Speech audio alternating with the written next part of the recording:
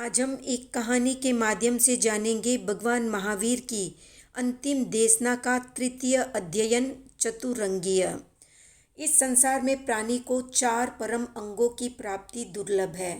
वे हैं मनुष्यत्व, धर्म श्रवण, धर्म पर श्रद्धा और संयम में पराक्रम या पुरुषार्थ। विविध योनियों में भटकते हुए प्राणी को मनुष्य भव प्राप्त होना अति दुर्लभ है। इस विषय पर टीकाकार ने मनुष्य जन्म की दुर्लभता बताने के लिए कुछ दृष्टांत दिए हैं। इनमें प्रथम दृष्टांत है दरिद्र ब्राह्मण को चक्रवर्ती के भोजन का। षटखंड साधना के पश्चात जब ब्रह्मदत्त चक्रवर्ती अपने नगर पहुंचा और राजा दीर्घ के साथ युद्ध कर विजय हासिल की, तब वो सारे भारतवर्ष का एक छत्र शासक बन गया। ब्रह्मदत्त के चक्रवर्ती सम्राट बनने की बात जानकर एक दिन एक दुखी ब्राह्मण अर्थ लाभ की कामना से चक्रवर्ती की राजसभा में उपस्थित हुआ। चक्रवर्ती का राज्याभिषेक 12 वर्ष तक चलता रहा। ब्राह्मण यात्रा के समय चक्रवर्ती के साथ ही रहता था। मूल बात ये थी कि उस ब्राह्मण ने अपनी निष्ठा से चक्रवर्ती को प्रसन्न कर लिया और प्रसन्न होकर चक्रवर्ती ब्रह्मदत्त ने ब्राह्मण से कहा, मैं तुम पर प्रसन्न हूँ, तुम मुझसे कुछ भी वर मांग सकते हो, जो मांगोगे वही दूंगा। ब्राह्मण सोचने लगा, चक्रवर्ती से मनचाहा मांगने का अवसर बार बार तो आता नहीं है, इसलिए कुछ ऐसा मांगना चाहिए कि फिर पछताना न पड़े। इसलिए वो अपनी ब्राह्मणी से सलाह करके ही कोई निश्चय करना चाहता था। ये सोचकर ब्राह्मण ने कहा, मुझे सोचने के लिए कुछ समय दे दीजिए, मैं अपनी ब्राह्मणी से, अपनी पत्नी से परामर्श करके आपसे कुछ मांगूंगा। ब्रह्मदत्त ने अनुमति दे दी। ब्राह्मण घर आया और उसने चक्रवर्ती की प्रसन्नता की बात ब्राह्मणी को बताई। ब्राह्मणी विचार करने लगी कि यदि ये कुछ गांव मांग ले तो इसका वैभव बढ़ जाएगा। बहुत वैभव वाला इंद्रिय सुखों को चाहने लगता है, फिर ये अन्य विवाह भी कर सकता है, इसलिए वैभव मांगने की सलाह नहीं दूंगी। बहुत सोच विचार के बाद ब्राह्मणी ने निश्चय किया और अपने पति से बोली, संसार में जो भी झंझट और प्रपंच है वो पेट के लिए है, इसलिए आप चक्रवर्ती से ये मांगिए कि प्रतिदिन हर नए घर से हम दोनों को भोजन मिले और भोजन के उपरांत दक्षिणा में 1 स्वर्ण मुद्रा मिले। ये बहुत है। 1 स्वर्ण मुद्रा प्रतिदिन मिलेगी तो हमारी सभी सांसारिक ज़रूरतें पूरी होती रहेगी और भोजन की भी कोई चिंता नहीं रहेगी। ब्राह्मण ने पत्नी की बात मान ली और चक्रवर्ती के पास जाकर वही मांग लिया जो उसकी पत्नी ने सिखाया था। ब्राह्मण की इस मांग पर चक्रवर्ती हंसा और बोला, बस तुमने मांगा भी तो क्या मांगा, एक अवसर और देता हूँ, कुछ अधिक मांग लो। इतने पर भी मूर्ख ब्राह्मण अपने हठ पर अड़ा रहा और कहा, बस मुझे तो यही चाहिए। चक्रवर्ती ने ब्राह्मण की इच्छा पूरी कर दी और सबसे पहले उसने अपने यहाँ भोजन कराया। चक्रवर्ती के यहाँ का भोजन अवर्णनीय स्वाद वाला था। ब्राह्मण तृप्त हो गया। उसके बाद चक्रवर्ती ने ब्राह्मण को 1 स्वर्ण मुद्रा दक्षिणा में दी और अपने समस्त राज्य में घोषणा करा दी कि हर घर इस ब्राह्मण को बारी बारी से प्रतिदिन भोजन करा के 1 स्वर्ण मुद्रा देना होगा। इसके बाद क्रम क्रम से ब्राह्मण ने चक्रवर्ती की रानियों के यहाँ भोजन किया, फिर उसके अधीनस्थ राजाओं के यहाँ किया, फिर बहुत समय बाद उसकी बारी नागरिकों के यहाँ आई। इसी क्रम में एक दिन ब्राह्मण सोचने लगा, इस युग में यद्यपि मनुष्य की आयु 1000 वर्ष की होती है, फिर भी चक्रवर्ती के यहाँ मेरी दूसरी बारी आना इस जन्म में असंभव है, क्योंकि चक्रवर्ती का राज्य बहुत बड़ा है। तो इस कहानी में कथाकार का कहना है कि जिस तरह चक्रवर्ती के यहाँ पुनः भोजन दुर्लभ है, उसी प्रकार मनुष्य जन्म पुनः पाना भी दुर्लभ है। कदाचित चक्रवर्ती के यहाँ पुनः भोजन मिल भी सकता है, पर मनुष्य जन्म बार बार नहीं मिलता। इसे यूं ही पशु तुल्य रहकर नहीं बिता देना चाहिए। इस कथा सूत्र का दूसरा सार ये है कि जैसे ब्राह्मणी ने ये सोचा था कि वैभव पाकर ये ब्राह्मण कहीं और विवाह न कर ले, इसलिए वो भोजन मात्र में ही संतुष्ट रही, इसी प्रकार ये जीव एकांतिक और आत्यंतिक मुक्ति वधु का सुख पाना चाहता है, फिर वैभव या राज्य के समान संयम को प्राप्त करता है। इसके विपरीत कर्म प्रकृति रूप भार्या पति को भोजन रूपी विषय सुख में फंसाए रखना चाहती है। कथा का सार यही है कि चक्रवर्ती के घर का पुनः भोजन पाना जिस प्रकार असंभव है, उसी प्रकार इस जीव के लिए सम्यक धर्म स्वरूप सम्यक दर्शन आदि से युक्त मनुष्य जन्म पाना दुर्लभ ही नहीं दुर्लभतम है। अनेक विध कर्मों का संचय करके नाना प्रकार के गोत्रों वाली जातियों में पृथक पृथक रूप से प्रत्येक योनि में उत्पन्न होकर संसार को प्राप्त जीवों ने सारे विश्व को अपनी उत्पत्ति से भर दिया है।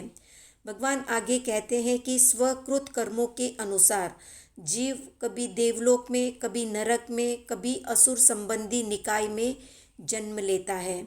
कभी वो क्षत्रिय होता है तो कभी चांडाल तथा कभी वर्ण संकर होता है। उसके बाद फिर कीट और पतंगा भी होता है और उसके अनंतर कभी वो कुंतु और कभी पीपीलिका यानी चींटी भी होता है। मनुष्य जन्म प्राप्त होने पर भी मानव कभी उच्च यानी क्षत्रिय आदि अत्यंत भोगरत जातियों में, कभी नीच यानी चांडाल आदि असंस्कारी जातियों में और कभी कुसंस्कारी वर्ण संकर जातियों में उत्पन्न होता है। इन कारणों से वो मनुष्य मनुष्यता प्राप्त नहीं कर पाता और मनुष्यता प्राप्त न होने से वो वहाँ से मरकर उत्थान के बदले कीट पतंग कुंतु चींटी मच्छर आदि तिर्यंच गति की योनियों में उत्पन्न होकर उत्तरोत्तर पतन की ओर जाता है। मनुष्यता उसके लिए दुर्लभ होती जाती है।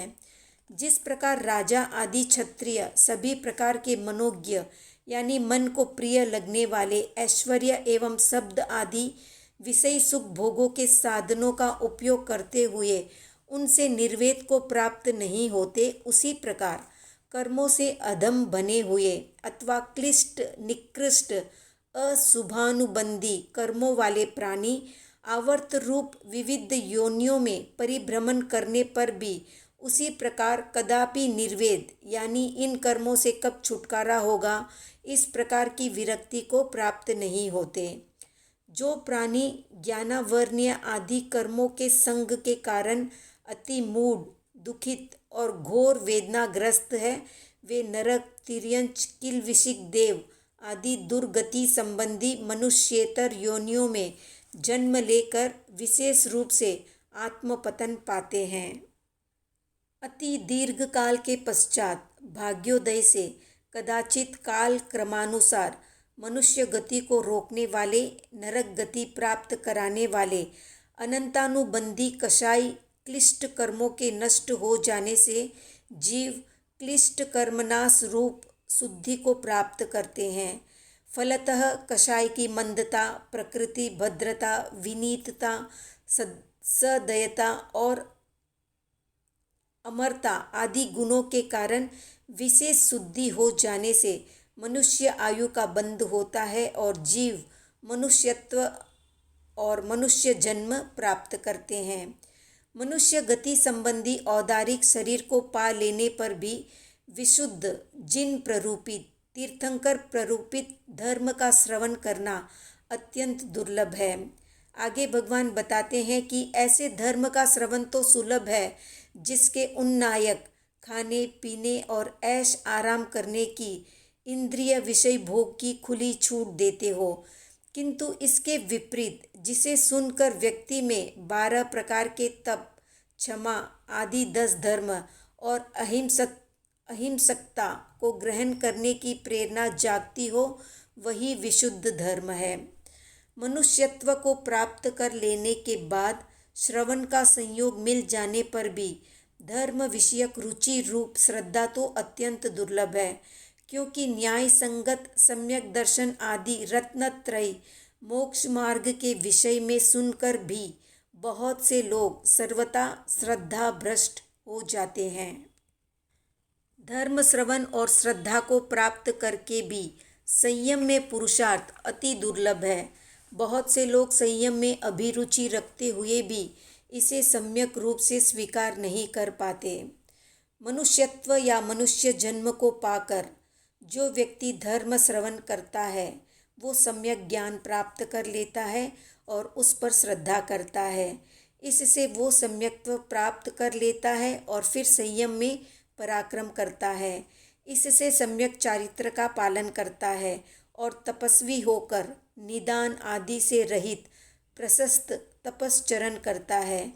इस प्रकार शास्त्रोक्त सम्यक दर्शन ज्ञान चारित्र तप रूप मोक्ष मार्ग पर आरूढ़ होकर साधक एक ओर से समस्त आश्रवों यानी शुभ अशुभ कर्मों का निरोध करके संवृत्त हो जाता है। दूसरी ओर से तपस्या परिशह उपसर्ग सहन समत्व क्षमा आदि के द्वारा कर्म क्षय कर देता है। फलतः कर्म रूपी रज को सर्वथा झाड़कर सिद्ध बुद्ध मुक्त और विशुद्ध बन जाता है। जो सरल है निष्कपट है उसी की शुद्धि होती है। जो शुद्ध होता है उसमें धर्म ठहरता है। जिसमें धर्म है वो घी से सिंची हुई अग्नि की तरह परम निर्वाण को प्राप्त करता है। आगे भगवान बताते हैं कि मनुष्यत्व आदि के प्रतिबंधक कर्म बंध के मिथ्यात्व अविरति आदि उपादान कारणों को दूर करके क्षमा से उपलक्षण से मार्दव आर्जव आदि शेष 9 धर्मों से यश के कारण रूप संयम या विनय को संचित करके साधक पार्थिव शरीर छोड़कर ऊर्ध्व दिशा की ओर प्रगति करता है। वे अपने अपने चारित्र मोहनीय कर्म के क्षय के अनुसार क्षय या उपशम के अनुसार विविध प्रकार के सीलों यानी व्रत रूप आचारों के पालन से देव होते हैं। वे समृद्धि से उत्तरोत्तर महाशुक्ल सूर्य चंद्र की भांति देदीप्यमान होते हैं। पूर्व जन्म में तप आदि शुभ कर्मों के फलस्वरूप वे दिव्य काम भोगों के प्रति अपने आप को अर्पित करते हुए अपनी इच्छा के अनुकूल रूप बनाने की शक्ति से युक्त होकर ऊर्ध्व कल्पों यानी देवलोकों में सैकड़ों पूर्व वर्षों तक अपनी अपनी आयुष्य स्थिति पूर्ण होने तक रहते हैं। वहाँ का आयुष्य पूरा करके मनुष्य योनि में आते हैं और 10 भोग स्थानों से युक्त होते हैं। वे 10 भोग स्थान है क्षेत्र, हिरण्य, पशुगण, दास और पौरुषे ये 4 काम स्कंद होते हैं, वो वहाँ उत्पन्न होता है। उसके बाद सन्मित्रों से युक्त ज्ञातिमान उच्च गोत्रीय सुंदर वर्ण रूपवान रोग रहित महाप्राज्य अभिजात यानी कुलीन या विनीत यशस्वी एवं बलवान होते हैं। वे मनुष्य वहाँ आयुष्य पर्यंत अनुपम मनुष्य संबंधी भोगों को भोग कर भी पूर्व जन्म में विशुद्ध धर्म के आराधक होने के कारण निर्मल निष्कलंक बोधि का अनुभव करते हैं। इस प्रकार 4 अंगों को दुर्लभ जानकर सर्व सावध्य विरति रूप चारित्र को अंगीकार करके 12 प्रकार के तपश्चरण द्वारा अवशिष्ट कर्मों को क्षय करके शाश्वत सिद्ध हो जाता है। तो ये थी मनुष्य जन्म की दुर्लभता से संबंधित जानकारी। आज का प्रश्न है कि मनुष्य योनि में जाने के कितने मूल कारण है, कमेंट में बताएं। वीडियो पसंद आया तो लाइक शेयर सब्सक्राइब।